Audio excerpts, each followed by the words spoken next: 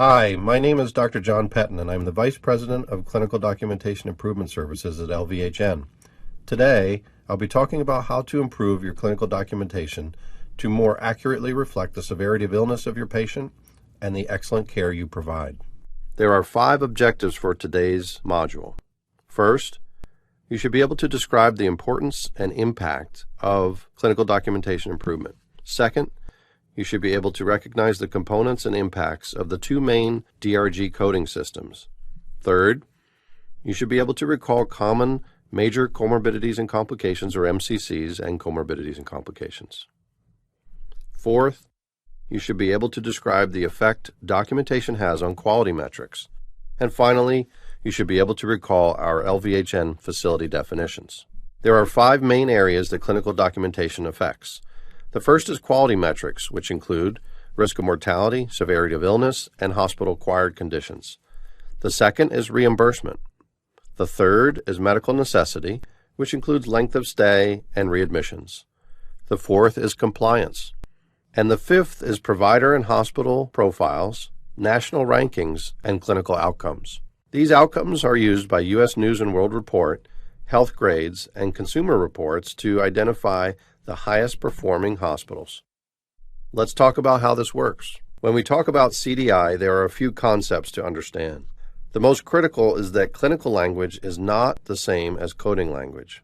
A translation from clinical language to coding language needs to occur, but only clear and thorough documentation from a provider allows this to occur most accurately. Note that coders cannot assume, interpret, or infer. In fact, only a provider's exact verbiage supports coding assignments. The CDI team and specialists help bridge the language differences between you as providers and the coders. I'd like to clarify what diagnoses should be documented. To be classified as a secondary diagnosis for coding purposes, any condition that meets any one of the criteria listed below should be something that you document.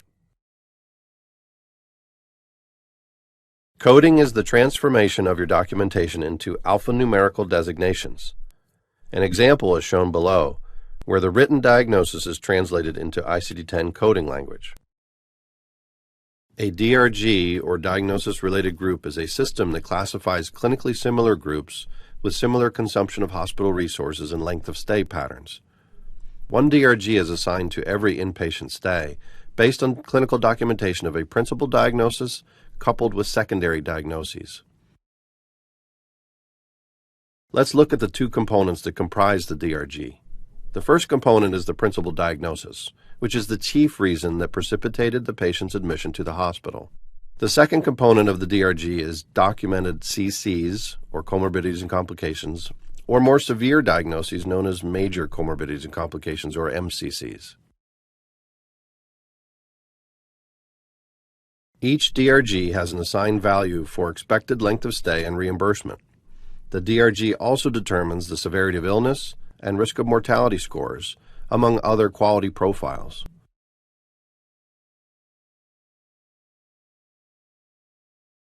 Let's talk about MCCs and CCs for a moment.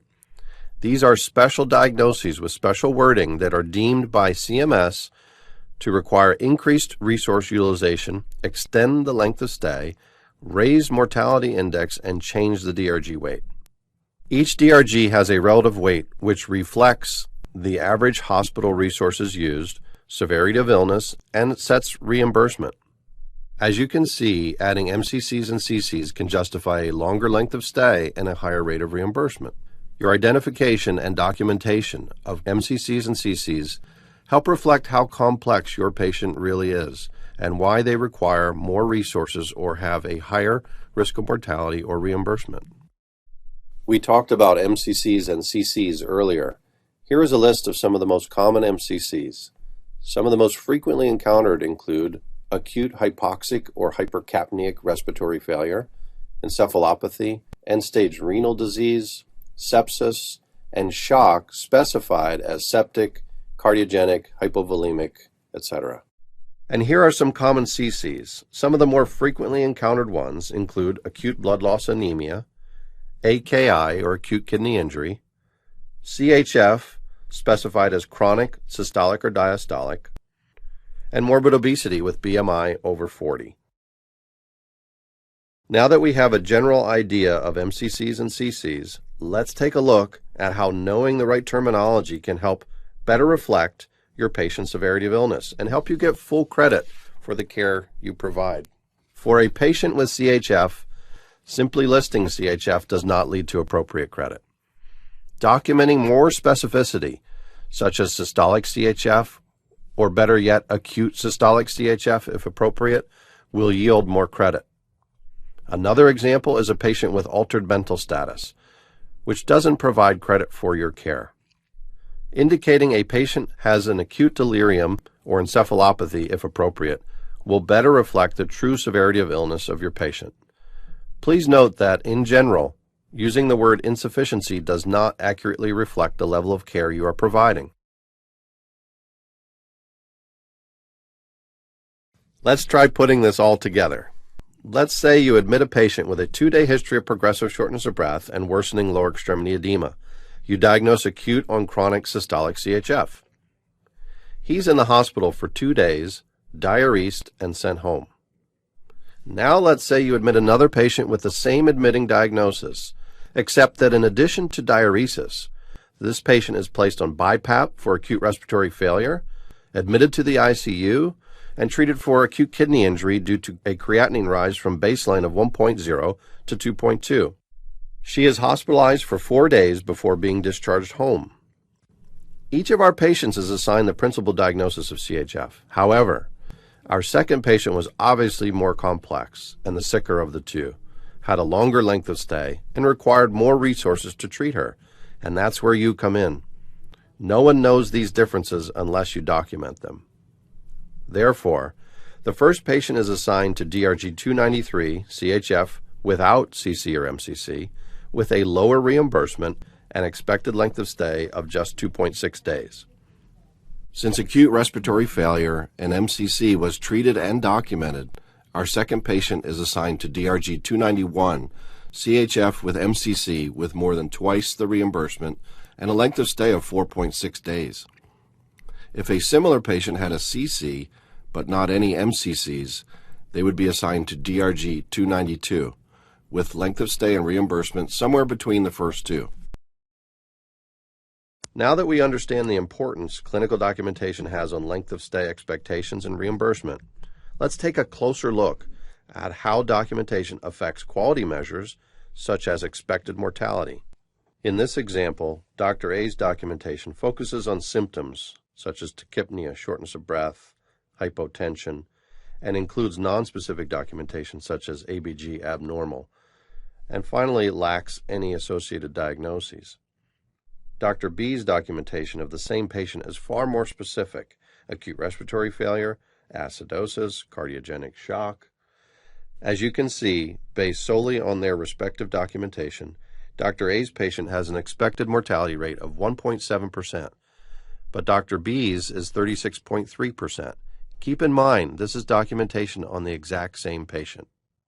So in summary, remember what you document determines reimbursement, severity of illness, risk of mortality, expected length of stay, and ultimately the national ranking of our hospital. Finally, today we will discuss 4 problematic diagnoses that LVHM providers and providers around the country find challenging to define. We have developed evidence-based, division chief, department chair, and chief medical officer approved definitions to clarify each of these diagnoses to help providers more accurately document each of these conditions. The first of these is sepsis. While you may have heard that there is an updated definition of sepsis, our facility has decided to stay with the 2003 definition for sepsis until the controversy surrounding the new criteria is resolved.